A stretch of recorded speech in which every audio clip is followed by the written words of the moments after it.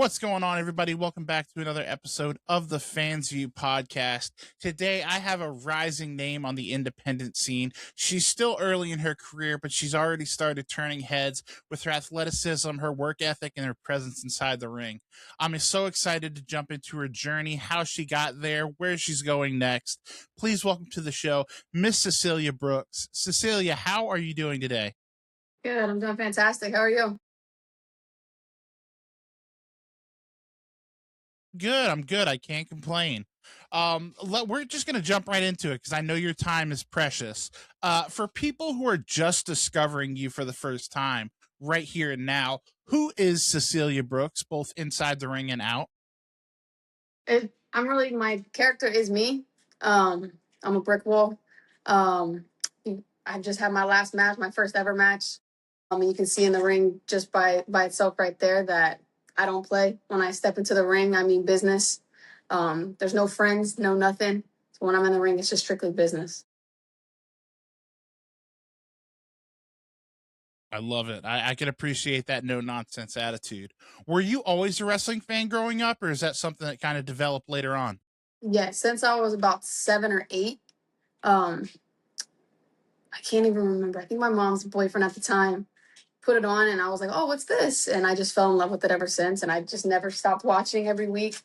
And I was just such a huge fan ever since. I love it. Who are you watching? Who are some of your favorites growing up? John Cena was my favorite ever. Um, and then I love Natalia, Nikki Bella, the Bella twins. Them growing up, those were my favorites. So Okay. All right. I like that. At what point did it go from obviously being a fan and watching it on TV to thinking like, I think I want to do this. This is something I want to pursue. um, I feel like every person that's ever watched wrestling always was like, I want to be a wrestler at some point in their life. With me though, obviously forever, but taking it serious, I would say 4 years ago. I lived in Ohio and I was just like, screw it. I packed my bags and moved to Florida by myself, and came here and started pursuing it. About 2 years after I moved here, I started taking it serious. So I've been wrestling training for about 2.5 years, and taking it serious for over the last 8 to 9 months. And now here I am doing shows and moving up from there. Love it. Well, being from Ohio, how obviously Florida's a hotbed for wrestling, so I understand how you end up in Florida. But I know you train at Devon Dudley's school specifically. How did you end up there as opposed to the seemingly endless amounts of wrestling schools, especially down there in Central Florida? Yeah, so I had known somebody that was in the business before I had moved here, and they suggested him. Okay. And I knew who Devon was, so I knew it wasn't going to fail me coming here no matter what. So I just felt like that was a great fit for me. Okay. Well, what was your first day of wrestling training like? Everybody always thinks they want to be a wrestler until it's time to do squats and run the ropes until you puke and then Yeah, start doing bumps. What was your first day? yeah, it's definitely humbling. I was expecting to just go in there and be like, "Oh, this is easy. I watched it forever," but no, it was terrifying. Honestly, when I got there, I saw everyone already knowing what to do. They were in there doing crazy stuff, and I'm like, "Oh wow!" So it definitely doesn't help your confidence. Right. Um, but again, in order to wrestle, I feel like you have to have true passion for it. You can't just say, I want to wrestle. You have to have the passion Agreed. for it because you're not going to go in there and want to take all that pain and take all the things that you're taking and be able to Yeah. continue to want to do it. You have to love it. So it definitely was hard, but I think I got through the hard parts of building the calluses and stuff of the pain, like running the ropes and stuff. But yeah, I love definitely. that, and running the ropes. That's a perfect segue. Running the ropes is one of those things that people don't necessarily understand. Is one of the more painful parts, especially in Yeah. the beginning. What was the hardest part for you early on, physically? Was it running the ropes? Was it the bumps, the all that fun stuff? My confidence. Um, Okay, It's funny actually. Devon told me one time, he was like, when you first came in, I knew I was gonna push you to your limit to see if you would quit. He goes, I thought you were gonna quit. So when I was running the ropes, my back was all black, had bruises all over my body. He's like, I thought for sure you weren't gonna come in the next day, and he goes, you did. So you proved everything to me right there. But no, that was the easy part. I was expecting pain. I was expecting to go through a lot. It's just the mindset of it is probably the most difficult part, is to put your right. mind through all that and just keep going and see that people are 10 times better than you when you first start, and you just have to build your way up to that point. And I think now Right. that's where I'm at, is I built myself up to that point where now I'm like a veteran at the school. Um, Okay. and I kind of Well, help people keep that confidence that are just starting to, because I was in their shoes at one point. yeah, absolutely. No, well said. I like that. Who would you say have been some of your biggest influences so far? Obviously, you talked about Devon specifically. Are there any other coaches, trainers, even peers that you've been in the ring with here recently that Yeah. have really influenced you? Yeah.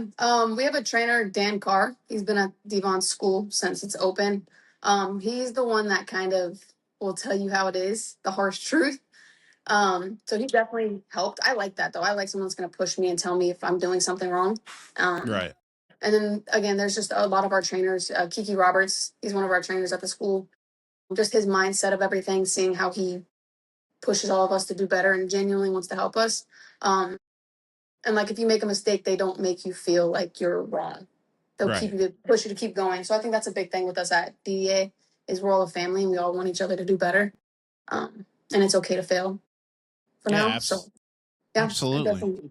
Yeah. Absolutely. It definitely sounds like a healthy environment. Well, I want to kind of take a turn and talk about your character just a little bit. You said in the beginning, like, you are a no nonsense, no shit taken ass kicker.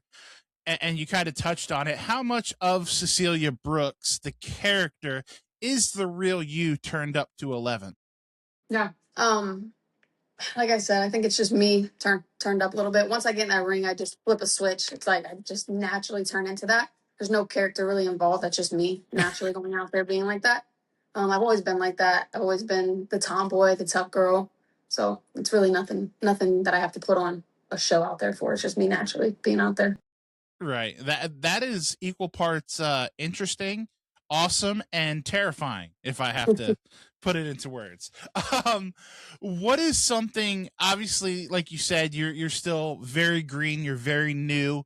What's something about independent wrestling that you feel like fans don't really understand or appreciate to the level you think they should, be it the travel, the setup, the grind, just behind the scenes?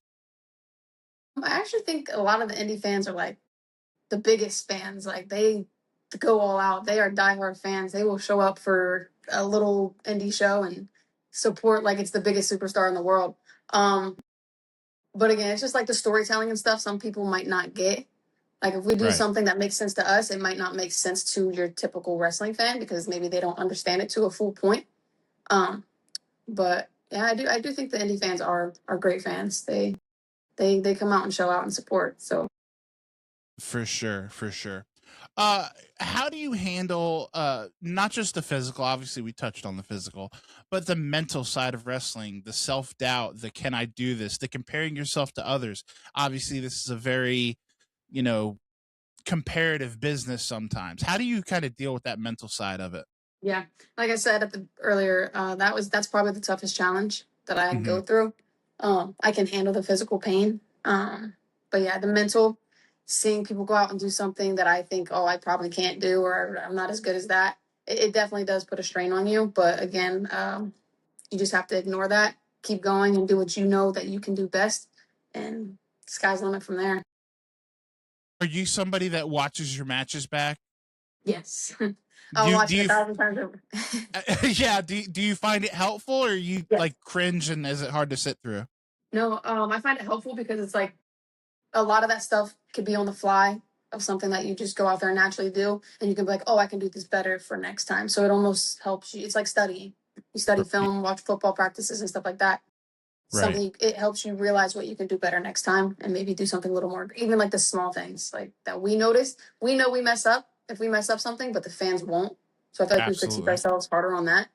Right. But again, it's just all mental. This is a mentally challenging Yeah, no, that I mean business. that's a fantastic attitude for somebody, you know, as young as you to already have developed. So, you know, hats off to you.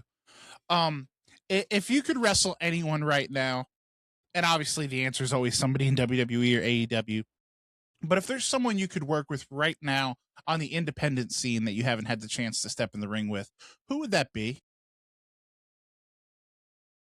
Man, that's a tough question because my first opponent was Amber Nova, and she's out there. So like, I'm already blessed and happy that I was able to have my first opponent as Amber Nova. That's someone that I was looking forward to wrestle one day, and it Yeah. happened to be my first opponent. Um, yeah.